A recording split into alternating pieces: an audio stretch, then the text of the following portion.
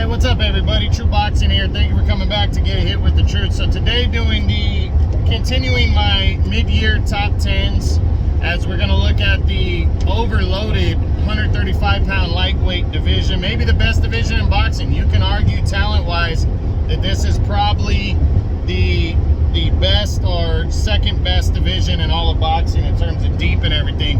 And you'll see that from all the guys that I have tied for 10th right now.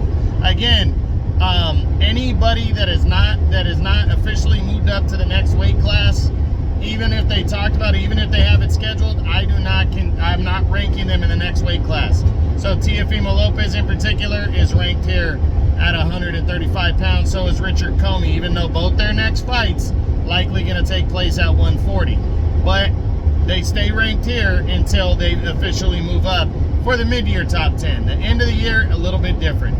But let's take a look at everything. We start with the guys that dropped out, and there's only one, and that is, he was previously tied for 10th. He's the former featherweight champion of the world, Lee Selby.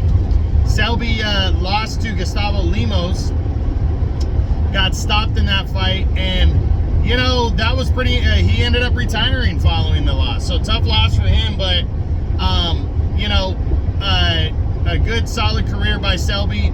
And I can't knock him for throwing in the towel and saying that's it, you know. Now we have a many-man tie. I think we got about 5 guys tied for 10th right now, and I'm only doing this because the division's so wide open right now, you know, and there's so many spots. But I guarantee you, these guys are definitely gonna, you know, separate from each other by the end of the year. I only did it because of the circumstances here. So the first of those is Gustavo Limos. He is currently the IBF's #1 ranked contender. He's undefeated. He stopped Lee Selby in the 5th round of their fight to really make a name for himself. And people want to say, so what? Well, I don't say so what, because Lee Selby lost a split decision to George Kambosos a year before Kambosos pulled off the upset over Gia Fema Lopez. So Lee Selby definitely, and I thought Lee Selby won that fight, to be honest, against Kambosos. So Selby definitely was a serious contender, and that was a big win for Limos.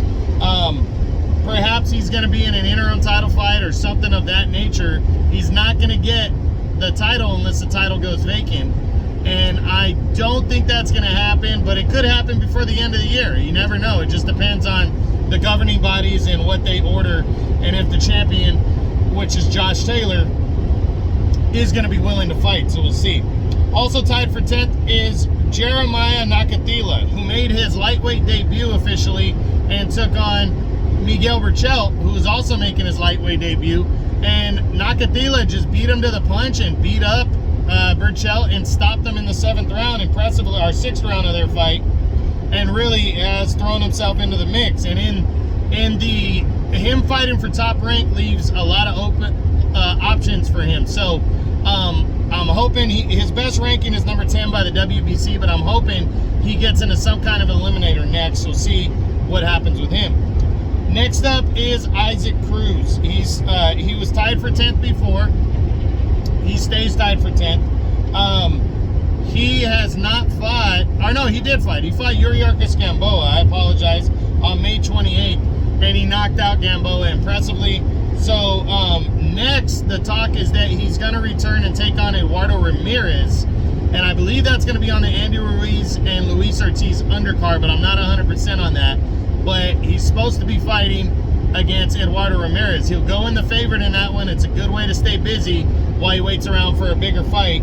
His best ranking, he's the WBC and WBO's #3 contender right now at the lightweight division. So trying to stay in line.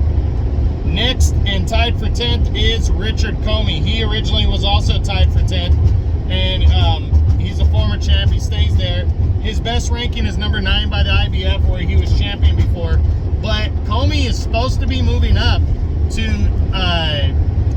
140 pounds in his next fight, and is supposed to be taking on Jose Pedraza. That is a big fight for Comey right there. I felt like Comey is long overdue to move up to 140, but Pedraza is the real deal. He's a very good gatekeeper at 140 right now, as Comey tries to extend his career into a second weight class. That's a really good matchup, really good fight. I don't know if they've rescheduled it, but I can't wait to see it. I'm giving Comey the edge in that one, but I really do think that's a fight that could go either way. And finally, also tied for 10th, dropping one spot for number 9. Our 2 spots are number 8 is former 3-division champion Jorge Linares. Linares in February took on Zaur Abdullayev and was actually winning the fight on 2 of the 3 scorecards, but would get stopped in the final round as Abdullayev pulled off the upset. So now Linares, with that knockout loss, we don't know what he's going to do at his age. We don't know when he's going to bounce back, but a tough loss for him. Now, number 9, and he actually stays number 9, is Javier Fortuna. Fortuna, the former junior lightweight champion, is he returned in February from the loss to Joseph Diaz last year, and he defeated some unknown guy named Rafael Hernandez with a first-round TKO. But his next fight is a big one. On July 16th, Fortuna is going to challenge the undefeated Ryan Garcia. Big-time matchup right there. I believe it's for the WBC interim belt. He's coming in the underdog, and I think he's going to lose that fight, but I think he's got a chance. He's definitely got a puncher's chance.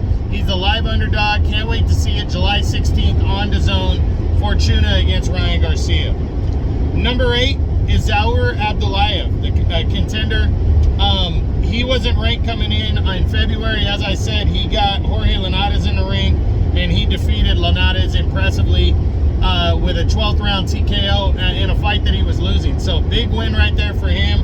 Throws himself in the mix. He's number 5 in the WBC right now. Hopefully he can get a big fight in the second half of the year. Now, number 7 is former junior lightweight champion Joseph Diaz Jr. He remains number 7. He has not fought yet this year. Remember, he still hasn't returned since losing in December to what's his name? Jesus, I'm drawing a blank. To Devin Haney for the WBC title. But I'm hoping he comes back at some point. He's a WBC's number 6 contender. I'm hoping he comes back and tries to get back in the mix. Number 6 is the undefeated Ryan Garcia. He stays 6 from coming into the year. He's the WBC's number 2 contender, and in April he returned after a 15-month layoff and took on veteran Emmanuel Tago and got a one-sided 12-round unanimous decision. Next up, July 16th on DAZN, he's going to be battling Javier Fortuna, and I think this might be the second toughest fight of his professional career, if you want to know the truth. Fortuna is very solid. He's a former champ at 130. His only loss since then, since like moving up officially, since he became a serious threat, was to Joseph Diaz last year. And I think that's going to be a good fight, a good test for Ryan. I think he's going to stop Javier Fortuna in an all-action fight, but I definitely do think Fortuna's a live underdog. Should be good. Saturday, July 16th on DAZN. And then who knows, maybe the Gervonta Davis fight can be real heading it towards the end of the year. Number 5, dropping one spot from number 4, is the WBA regular champion, the undefeated Gervonta Tank Davis. Davis returned on May 28th, took on Rolando Romero, and scored an impressive 6th round TKO victory in that one, as he stayed undefeated and retained his title. There's been a lot of talk that, because he's a promotional free agent from Mayweather Promotions, that he could sign on and fight pretty much anywhere against anybody. I'm hoping a showdown with Ryan Garcia is in the cards for late in the year, because that would be awesome. We'll see. I think there's also the possibility that he fights Michel Rivera, who's a lightweight contender on the rise. Number 4, dropping one spot from number 3, is former 3-division world champion Vasily Lomancho. He still hasn't fought this year. He's a WBC, WBO number 1 contender. The reason he has not fought is because of the war in Ukraine with Russia. He has decided to stay and support his country. Now it looks like, he could come back before the end of the year, but it's not likely going to be against Devin Haney for the unified title, because Haney has a 3-fight contract He fought the first one beating Kambosos, and now has to fight him in a rematch. And if he wins that, then the Lomachenko fight is likely for the first half of next year. So we'll see what happens. But Lomachenko likely going to come back against somebody like Jeremiah Nakathila, somebody on that level, in my opinion. And I think that's a good matchup for him, you know, if that's true. But I just hope Loma fights me again before the end of the year. Number 3, dropping one spot from number 2, is a former unified champ, Gia Fema Lopez.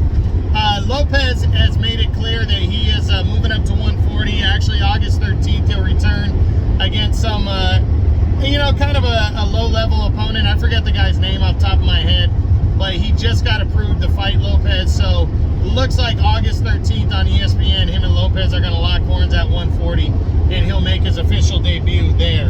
And then we'll see what happens after that. Number 2, dropping one spot from number 1, is the former unified champ, George Kambosos Jr. Kambosos entered the year as the champion.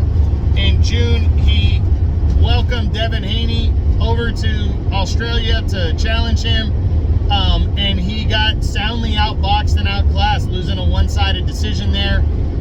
Tough loss for him, but he has an automatic rematch clause in the contract. So he says they're doing it again. They're going to fight, likely, I'm thinking probably November, December at the latest. But Kambosos will be rematching against Devin Haney.